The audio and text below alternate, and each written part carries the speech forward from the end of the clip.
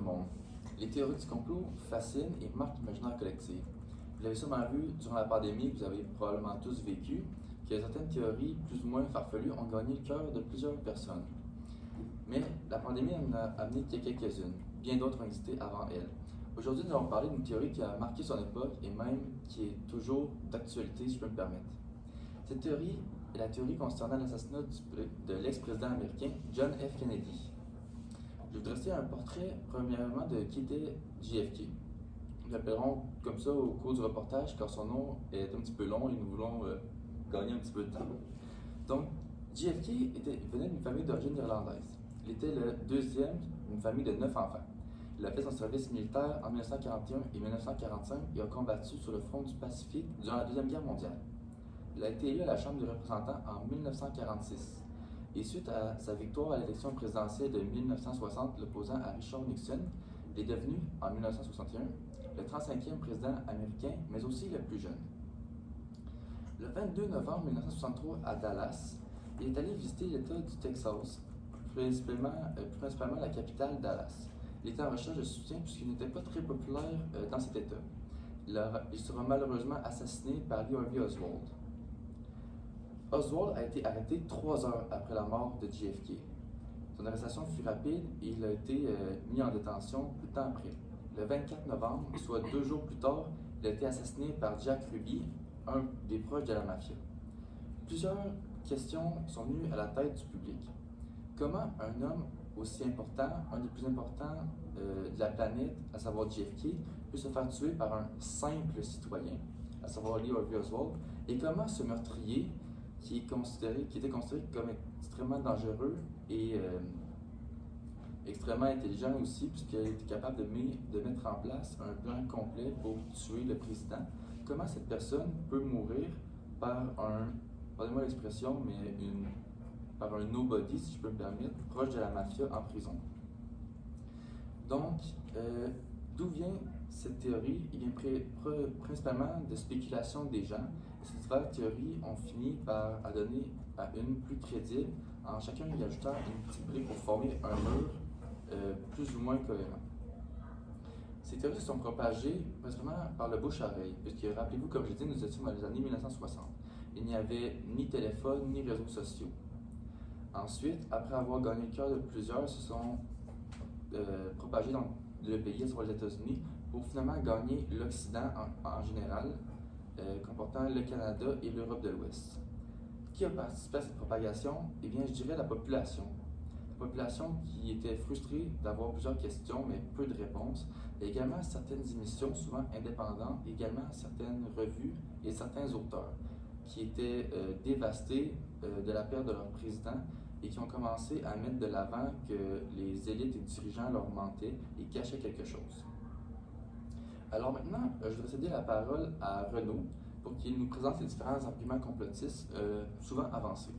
Merci Edouard. En effet, même plus de 60 ans après les événements de Dallas, une idée centrale persiste, celle que le tireur n'aurait pas été le seul tireur dans l'histoire. Autrement dit, Lee Harvey Oswald aurait bien tiré, mais il n'aurait pas été le seul impliqué dans l'opération. C'est cette hypothèse devenue l'un des fantasmes de complot les plus connus de l'histoire que je vais vous présenter aujourd'hui. Je vais donc vous expliquer d'abord l'idée principale, ensuite les preuves avancées, et finalement, qui serait, selon cette théorie, derrière cette opération. L'idée principale, Oswald n'était pas le seul. La théorie du complot repose sur un point fondamental, la version officielle serait trop simpliste, voire techniquement improbable. La commission Warren a conclu en 1964 qu'Oswald était l'unique tireur posté au 6e étage du Texas School. Mais pour beaucoup, cette conclusion laisse de nombreuses questions sans réponse. La première, la trajectoire des balles. La deuxième, la synchronisation entre les impacts. Et la troisième, la quantité de dommages causés par seulement 2 projectiles. Les partisans du complot défendent l'idée que la scène de crime implique au moins 2 tireurs, ce qui signifierait forcément l'existence d'une organisation plus vaste derrière l'assassinat complet. Les défenseurs de cette théorie ne s'appuient pas seulement sur des témoignages ou des impressions. Ils invoquent des études scientifiques modernes, notamment l'une des plus citées, l'analyse chimique des balles menée en 2007 par Spiegelman, Tobin et plusieurs spécialistes en balistique et en statistique. Dans cette étude, les chercheurs réexaminent les fragments de balles conservés auprès de l'assassinat. À l'époque, les FBI avaient conclu que tous les fragments provenaient seulement de 3 balles tiré par Oswald. Mais l'équipe de Spiegelman remet en question cette conclusion en montrant que la composition chimique des fragments n'exclut pas la présence d'autres projectiles provenant potentiellement d'une balle tirée par une autre arme. Ce point est crucial. Les auteurs ne disent pas qu'il y a un deuxième tireur. Ils disent plutôt que les données scientifiques ne permettent pas de confirmer de manière absolue qu'il n'y avait que deux balles. Pour ceux qui croient à un complot, cette nuance suffit pour ouvrir le débat. Un autre élément important repose sur la déclassification des documents gouvernementaux. En 2025, comme l'a rapporté l'agence de presse AP News, des milliers de pages supplémentaires liées à l'assassinat de Kennedy ont été rendues publiques par l'administration américaine. Ces documents contiennent 4 choses. La première, des notes internes de la CIA, la deuxième, des rapports du FBI, la troisième, des télégrammes diplomatiques et la quatrième, des évaluations de l'URSS sur les conséquences possibles de l'assassinat. Et même si aucun de ces documents ne prouve un complot, leur existence montre que l'État a continué, pendant plusieurs décennies, à garder certaines informations confidentielles. Pour les partisans du complot, cette rétention d'informations est en soi une preuve que tout n'a pas été dit publiquement. Les incohérences souvent citées. Pour renforcer leur position, les conspirationnistes sérieux citent également plusieurs incohérences relevées dans les heures suivant l'assassinat. Les témoignages auditifs. Plusieurs témoins affirment avoir entendu des coups de feu provenant de la fameuse butte verdoyante située en face de la limousine. La vitesse des tirs. Selon certains spécialistes, reproduire des tirs attribués à Oswald en si peu de secondes avec précision serait extrêmement difficile, voire même impossible. Les premiers rapports médicaux. Certains médecins présents au Parkland Hospital ont décrit une blessure frontale compatible avec un tir provenant de l'avant. Ces éléments ne prouvent rien de façon définitive, mais ils nourrissent l'idée que la version officielle n'explique pas tout. Alors, qui serait derrière ce complot? 3 groupes reviennent régulièrement dans les théories les plus structurées. Le premier est le CIA. Certains avancent que Kennedy aurait voulu réformer profondément l'agence, ce qui lui aurait valu de puissants ennemis. Selon cette hypothèse, des factions internes auraient agi sans l'approbation officielle de l'administration. En deuxième, on a le FBI. Sous la direction de John Edgar Hoover, l'agence entretenait une relation tendue avec les Kennedy. Les partisans du complot affirment que le FBI aurait eu intérêt à limiter les fuites d'informations et à protéger Oswald comme bouc émissaire unique. En 3, la mafia. Kennedy et son frère Robert Kelly avaient intensifié leur lutte contre le crime organisé. Certains chefs mafieux auraient vu dans l'assassinat un moyen d'éliminer une menace politique. Et finalement, ces 3 scénarios, Oswald serait présenté comme un individu isolé, facile à blâmer et à contrôler plutôt qu'un acteur clé. En conclusion, les personnes qui défendent la théorie du complot autour de l'assassinat de John F. Kennedy ne s'appuient pas seulement sur une méfiance générale envers l'État. Elles s'appuient sur des analyses scientifiques qui remettent en question des conclusions balistiques et statistiques, la publication tardive de documents classifiés et des incohérences historiques qui demeurent non résolues. Et c'est la combinaison de ces 3 éléments, science, transparence gouvernementale et contradiction dans le récit historique, qui continue d'alimenter encore aujourd'hui l'idée que le tireur n'aurait peut-être pas été seul. Merci Renaud. Maintenant, je vais céder la parole à Alexis pour qu'il puisse déconstruire les grandes lignes de cette théorie. Oui, donc moi ici, je vais revenir un peu sur ce que vous m'avez dit, Renaud et Édouard. Et donc, je vais repartir un peu du début. Donc, le 22 novembre 1963, à Dallas, on a 3 coups de feu qui ont retenti et on a su que John F. Kennedy, le président des États-Unis, est mort. Donc, officiellement, c'est Lee Harvey Oswald, un ancien marine, qui a tiré depuis le 6e étage du Texas School Book Depository. Très rapidement, donc, des questions et des doutes apparaissent. Un deuxième tireur aurait-il été impliqué? La fameuse butte herbeuse, le Grass Knoll, et les images du film amateur Zapruder sont-elles interprétées correctement? Donc, ces interrogations, elles ont donné naissance à de nombreuses théories du complot.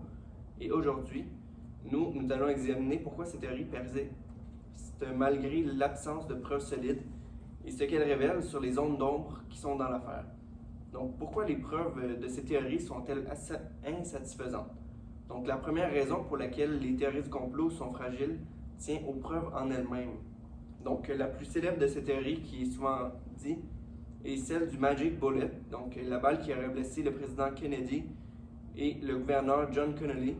Donc, certains y ont vu une trajectoire qui était impossible, mais cependant, replacée dans la position réelle des corps dans la voiture, cette trajectoire, elle est assez cohérente et le problème ne réside donc pas dans le tir, mais plutôt dans la perception de celui-ci.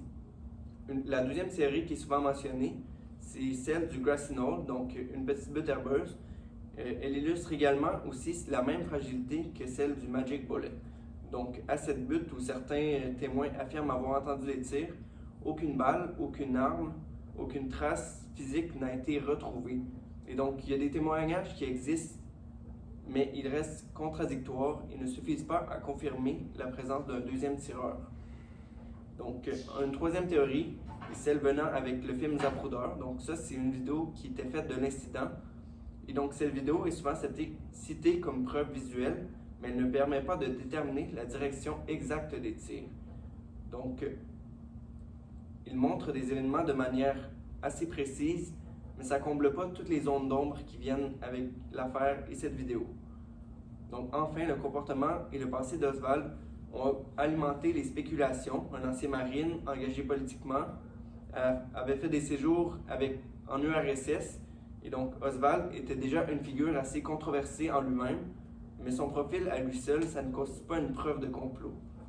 Donc, en résumé, les éléments souvent cités par les complotistes reposent souvent sur des interprétations et des indices qui sont assez incertains, et donc plutôt que sur des preuves tangibles. Donc, de quoi est-ce que ça s'agit réellement, toute cette histoire? Est-ce qu'il y a un fond de vérité dans les théories du complot qui sont mentionnées? Donc, on sait qu'il existe peut-être un fond de vérité. Donc, l'enquête officielle menée par la commission Warren a laissé certaines zones grises. Et donc, des documents ont été gardés pendant des années. Certaines maladresses ou omissions ont laissé des questions qui sont sans réponse encore aujourd'hui. Et certains témoins ont décrit des tirs venant du Grassy Knoll, d'autres non. Et comme je l'ai dit précédemment, leurs récits sont souvent contradictoires. Donc, l'exemple exact aussi des tirs, il reste difficile à vérifier. Et certains rapports officiels ont été incomplets ou tardivement publiés. Et donc, les documents de la CIA et du FBI n'étaient pas tous assez accessibles au public pendant des années. Ça a laissé les informations qui étaient partielles. Donc, même le rôle exact de certaines personnes présentes dans l'entourage de Kennedy ou les agences gouvernementales qui étaient là n'a jamais été totalement clarifié. Et donc, ces incertitudes ont naturellement alimenté le doute et permis l'émergence de plusieurs récits alternatifs. Donc, dans le contexte historique, ça joue aussi un rôle qui est assez important. Les années 1960 sont marquées par la guerre froide et la méfiance envers les institutions. Donc, ça a préparé le terrain pour que le public suspecte directement des installations qui étaient cachées, même sans preuve directe. Donc, après de nombreuses analyses et enquêtes indépendantes, on n'a encore aucune preuve matérielle d'un tireur qui a été trouvé. Oswald reste l'auteur reconnu des tirs, encore aujourd'hui, mais l'affaire contient tout de même des zones grises, des questions non résolues qui expliquent pourquoi certains continuent à douter. Il y a aussi des besoins psychologiques que ces théories viennent combler. Donc, en soi, au-delà des faits, il est important de comprendre pourquoi ces théories continuent de circuler. Elles répondent aussi à des besoins fondamentaux face à un événement qui est dramatique et plutôt incompréhensible pour la population à l'époque, qui voit leur président tué du jour au lendemain. Donc, un premier besoin, c'est que ces théories, elles en elles-mêmes, elles viennent combler un sens. Donc, elles viennent donner du sens. Donc, accepter qu'un seul homme ordinaire ait pu changer l'histoire, c'est assez difficile pour tout le monde de prendre ça en compte. Et donc, un scénario de complot, ça paraît plus cohérent avec l'ampleur de la tragédie. Et donc, on croit que les théories doivent être plus intenses pour combler l'ampleur de ce qui est arrivé, un président qui est mort du jour au lendemain. Donc, un deuxième besoin que ça vient combler, donc, est le besoin de contrôle et de certitude. Donc, croire à un complot, ça permet de penser qu'un acteur ou un groupe contrôlait la situation. Mais le hasard total, lui, il est aussi plus difficile à accepter pour la population. Un troisième besoin que ça vient combler, c'est que les théories du complot viennent amener un récit qui est captivant. Donc, un deuxième tireur, des agences secrètes, des mensonges gouvernementaux. Le complot, ça offre une intrigue plus dramatique et engageante qu'une version simple et factuelle. Donc, en résumé, ces théories, elles persistent non parce qu'elles sont confirmées par des preuves, mais parce qu'elles comptent des zones d'ombre et répondent à des besoins psychologiques et narratifs, tout en exploitant les doutes laissés par l'enquête officielle de la commission Warren. Merci Alexis. Donc maintenant, je te donne la Alors voilà notre collègue Samuel qui est présentement à distance et il va nous vous expliquer les différents mécanismes présents dans les théories du complot et comment ces mécanismes se retrouvent dans cette théorie concernant JFK aussi. Donc Samuel, à toi.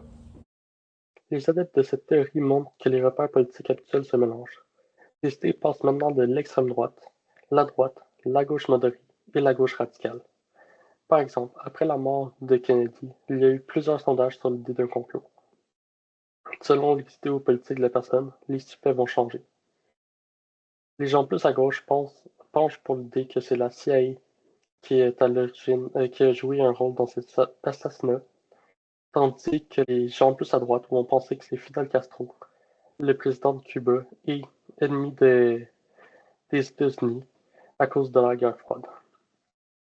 Malgré les croyances politiques différentes et les suspects changent, tous sont d'accord sur une chose. C'est impossible qu'une seule personne de 24 ans soit arrivée à tuer le président des États-Unis. Il y a certainement, au minimum, une autre personne impliquée. À chaque sondage avec comme question croyez-vous que l'assassinat du président était l'œuvre d'un seul homme ou que d'autres personnes étaient également impliquées, que ce soit juste après sa mort ou en 1967, 1975, 1981 et 2003, c'est les mêmes résultats qui reviennent. Moins de 25% des gens étaient d'accord avec la version officielle et plus de 60% la rejetaient en considérant que le gouvernement ment et cache la vérité au public. Une partie des leaders complotistes sont issus des milieux artistiques, politiques, sportifs ou médiatiques. Grâce à leur influence et célébrité, ils peuvent facilement faire entendre leurs idées complotistes. C'est ce qui est arrivé avec le film de 1991, JFK, réalisé par Olivier Stone. Le film s'appuie surtout sur le livre On the Trail of the Assassin, que le livre français c'est JFK Affaires non classées. Livre écrit par Jim Garrison, qui réfute les conclusions de la commission Warren et qui soupçonne un complot qui impliquerait des institutions comme la CIA et le FBI. Le film aura beaucoup aidé à alimenter l'idée d'un complot, comme le démontre un sondage de CBS en 1992. 77% des sondés croyaient à un complot comparé à une moyenne de 62% entre 1963 et 1991, ce qui fait une augmentation après la sortie du film de 15%. Aussi, les réseaux sociaux ont grandement aidé à diffuser des complots, parce que les grandes entreprises comme Meta ont comme pour but de faire de l'argent, et ce, même s'il faut passer par-dessus la sécurité du public. On réagit aux vidéos en mettant des pouces et des cœurs, et aussi en cliquant qu'on passe sur une vidéo, avant de regarder la suivante. Mais ces gestes simples sont analysés par des programmes d'algorithmes. Et de cette façon-là, si on n'a pas cherché à avoir des informations complotistes au départ, on peut finir par y être exposé sans le vouloir, puisque les vidéos proposées seront similaires aux anciennes et avec le temps, ça peut pencher dans le côté complotisme. Par exemple, en lien avec Kennedy, il y a plusieurs memes qui circulent sur les réseaux sociaux qui accusent Israël. Comme exemple, la partie de l'épisode 16, saison 5 des Simpsons, quand Ned Flanders monte des étages d'un immeuble avec une valise dans laquelle il y avait un sniper désassemblé. Et rendu tout en haut de l'immeuble, il va tout réassembler pour ensuite tirer sur des gens en bas. Cette scène a été reprise par plusieurs personnes et rajoutée avec un message disant Israël après que John F. Kennedy a fait un discours contre un programme d'armes nucléaires israélien. L'idée veut montrer que John F. Kennedy aurait été tué par Israël à cause qu'il n'était pas content que John F. Kennedy ne soit pas d'accord avec leur programme d'armes nucléaires. Cependant, certains vont même aller jusqu'à accuser les morts. Hitler, caché en Argentine depuis 1945, John F. Kennedy était au courant.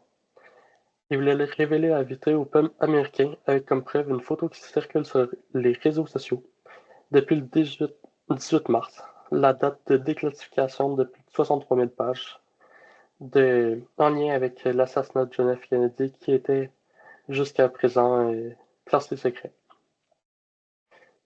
On voit sur l'image du meme une photo d'Hitler qui a été générée par IA, tenant dans sa main un fusil, visant par la fenêtre et en disant qu'il est le tueur de John F. Kennedy.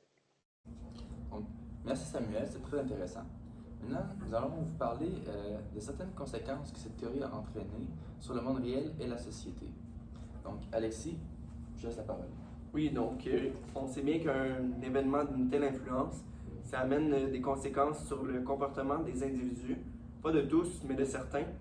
Et donc, pour certaines personnes, le doute entretenu par cette théorie, ça a conduit à des actions qui sont concrètes en soi. Donc, par exemple, des actions qui ont été commises. Donc, il y a des personnes qui ont fait des recherches obsessionnelles de preuves. Il y a beaucoup d'individus qui ont consacré des années de leur vie à analyser des films, des documents et des témoignages, souvent à la limite de l'obsession. Et donc, certaines personnes ont même parcouru des lieux liés à l'assassinat ou acheté des objets historiques pour essayer d'approcher la vérité. Ensuite, on a aussi une méfiance qui s'est accrue envers les institutions. Donc, croire à un complot étatique, ça a renforcé les suspicions envers le gouvernement et les médias. Donc, cela, ça a parfois conduit à des actions telles que de refuser de coopérer avec les autorités ou de boycotter certains médias ou adopter des comportements de précaution qui étaient plutôt exagérés. De plus, on a aussi un activisme et une diffusion d'informations qui a été accrue ici. Donc, certaines personnes ont créé des sites internet, publié des livres ou tenu des conférences pour convaincre les autres citoyens de l'existence d'un complot, cherchant à réveiller la population ici et donc réveiller l'opinion publique aussi. Ces comportements montrent que même une théorie non confirmée, ça peut modifier les décisions quotidiennes et les choix de vie des individus, parfois de manière assez intense. Merci Alexis. Renaud? Oui, merci. Cette théorie, l'idée que le tireur officiel n'aurait pas été le seul, a eu plusieurs effets concrets. Elle a d'abord créé une méfiance durable envers le gouvernement américain, de sorte qu'une majorité des citoyens croient encore qu'on leur a caché des informations. Ensuite, elle a aussi mené à des actions collectives réelles, comme des groupes qui militent pour la déclassification complète des archives et qui financent leur propre enquête indépendante. Et finalement, cette théorie a influencé d'autres mouvements conspirationnistes, en devenant un modèle de référence pour remettre en question les versions officielles des grands événements. Merci. Cette théorie a eu plusieurs conséquences culturelles, politiques et économiques que je vais vous présenter. Au niveau culturel, la population a exprimé une perte de confiance envers les institutions. C'était le début du complotisme moderne, car c'est cette théorie que les gens ont commencé à douter du gouvernement et de ses institutions, à savoir les députés, les médias, les journaux et à peu près tout. Au niveau politique, il y a une grande perte de confiance au gouvernement, comme je l'ai dit précédemment, mais aussi une normalisation du doute. C'est-à-dire que les gens prenaient pour acquis que le gouvernement ment au lieu qu'il dit la vérité. Et ça, comme l'a dit Alexis, ça a entraîné plusieurs recherches obsessives et ça a favorisé beaucoup la complosphère américaine. Au niveau économique, il y a eu une certaine forme, je dirais, de complot d'entreprise, si on peut dire. Certaines personnes se sont mis à vendre des magazines, lettres, romans ou différents produits dérivés basés sur cette théorie du complot. Est-ce qu'ils y croyaient? Oui, non, peut-être, mais ils croyaient surtout au dollar qui leur a bien rempli les poches. Plus ils se faisaient d'argent, plus ils ont été en mesure de produire et ainsi se financer. Également, le gouvernement a dépensé plusieurs centaines de millions de dollars en frais d'avocats, de différents services de police, de beaucoup d'enquêteurs, policiers de différents grades, députés, des classifications d'archives. Bref, ça a coûté très cher et malgré tout, plusieurs citoyens continuent à douter des versions officielles. Donc, c'était tout pour ce qui enveloppe la théorie du complot sur l'assassinat de John F. Kennedy. Je voudrais remercier Alexis, Renaud et Samuel, toujours à distance, d'avoir participé à ce reportage. Donc, prenez soin de vous. À la prochaine.